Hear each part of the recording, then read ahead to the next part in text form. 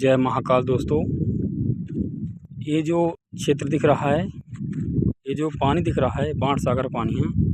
जैसे आप जूम कर देखेंगे ये कम से कम बहुत आगे तक है। जो ये पहाड़ दिख रहे हैं, ये पानी अब आगे जाएंगे। अब तरिस जब जाएंगे, पहाड़ जो दिख रहे हैं इससे जाके यहाँ से जुड़ा है जय देवलाम तक। मार्कंडेय जो पुराना नाम है, मार्कंडेय पुराण भी है एक। जो मार्कंडेय स्थान था, वहाँ एक कहावत है कि जब शंकर भगवान भस्मासुर को वरदान दिए थे तो मार्कंडेय में ही पहला तीर्थ वहीं रुके थे। जो मार्कंडेय अब तो डूब चुका है। पहले इतना सौंदर्य और दर्शनीय था कि लोग बहुत दूर विदेशों से आया करते थे, पर इस समय जो है वह डूब चुका है। तो वही मार्कंडेय से जो दो नदियों का संगम मिला है, महानदी सोन नदी, इनका जो उद्गम है, सोन नदी का उद्गम तो अमरकंटक है। महानदी का उद्गम ये उड़ीसा संबंधित है इससे, तो ये अलग नदी है। महानदी दो हैं।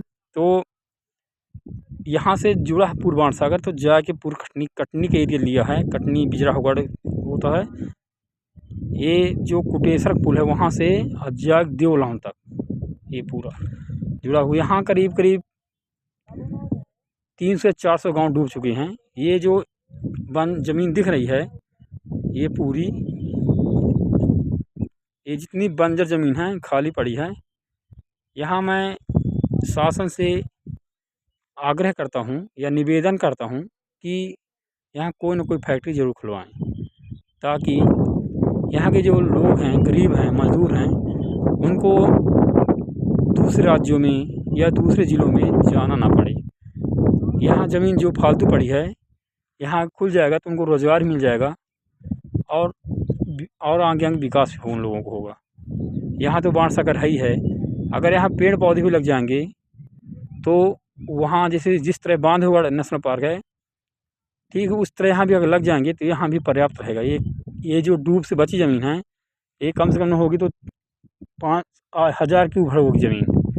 वैसे तो ये डूबा ना होता तो मान लो कम से कम 3000 एकड़ लगभग थी, पर डूब गया है तो 1200 एकड़ बची होगी। ज़्यादा ही होगी, कम तो हो नहीं सकती। ये जो दिख रहा है पूरा, ये जो टंकी दिख रही है स्कूल की, ये पूरी, तो यहाँ से पूरी ये सब सरकारी ज़मीन पड़ी है। जो पानी वाला है वो डूब क्षेत्र में।